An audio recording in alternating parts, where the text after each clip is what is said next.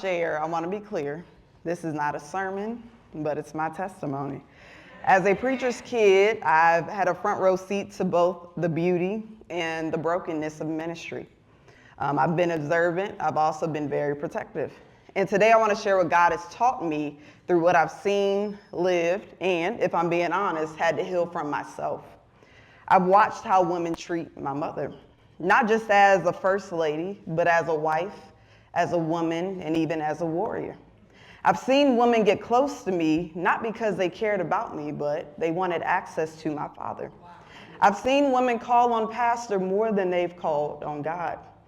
And they treat the pastor like a spiritual vending machine, pushing whatever buttons they want to get what they want, while ignoring the God that sent him. And so we've allowed this spirit to creep into the church and tear down what God is trying to obviously build. And it's often disguised as ministry, but in reality, it's rejection in church clothes. When we've been victims of rejection, we start internalizing the unhealthy behaviors and attitudes of others as truths about ourselves. And unknowingly, we begin to agree with the opinions of demons. And it changes how we see ourselves. We become perfectionists, hoping performance will protect us from pain. We become attention seekers, needing applause to feel anointed. We become clingy, calling it love when it's really unhealed trauma. And I've been there. I've had moments where I questioned if people liked me for me or who I was connected to.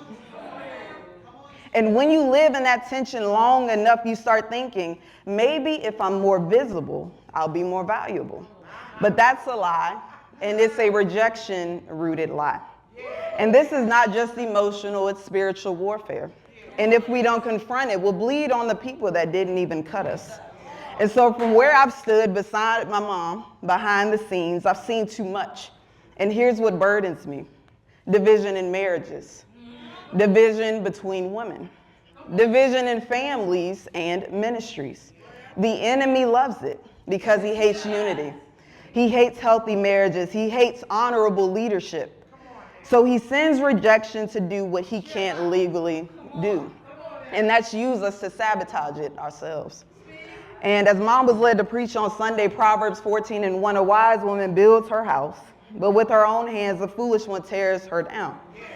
And what scares me the most is this: rejection doesn't just hurt you, it shapes what you hand down. Unhealed wounds become family patterns. If we're not careful, we'll teach our daughters how to be needy and teach our sons how to be emotionally unavailable, all because we never healed. When it comes to compassion, sometimes we call it being supportive, but sometimes it's really control rooted in fear. We cling to pastors, we cling to marriages, we cling to ministries, not out of love, but out of unhealed rejection. And that's not compassion, that's honestly spiritual manipulation. We need to understand the difference between being a Christian woman and simply acting like one. A true Christian woman doesn't need to be perfect, but she's surrendered. She doesn't fight for attention, she finds her identity in Christ. She doesn't tear down, she builds up. A true Christian woman honors boundaries. She's secure in her identity in Christ. She uplifts and builds other women. She's spirit-led in actions and attitudes, and she's also accountable and open to correction. While a Christian performer feels entitled to people or places, competes for attention and validation, undermines and belittles other women. They're emotion-led and reactive, and they're always offended and defensive. And if I'm honest, I've been both. But healing isn't a performance, it's a choice that we have to make daily. And so the enemy wants us to fear rejection, but God has already chosen us. He said in Psalm 27:10, though my father and my mother forsake me, the Lord will receive me. In Isaiah 53:3-5, it starts off saying that he was despised and rejected by mankind. And towards the end of verse 5, it says, by his stripes we are healed. So you are not rejected, you're received. You are not overlooked, you're loved. You are not abandoned, you are adopted. And that's enough. And so every woman in this room is building something. And so the question is, are you building legacy or are you building walls? Are you building bridges between women or building barriers out of bitterness? The enemy rejoices every time a woman wounds another woman. But I believe heaven rejoices when a woman recognizes a cycle and says, you know what? This ends with me. And so healing starts when we stop pointing fingers and start opening up our hearts. And so my prayer is that as I continue to learn different things by standing beside my mother, that we again as women would come together as opposed to tearing each other down. That we as women would have the pure motives from God and not have ulterior motives because, again, you may be single, you may have been divorced, whatever the case may be, and you want that presence of a man. That man is married.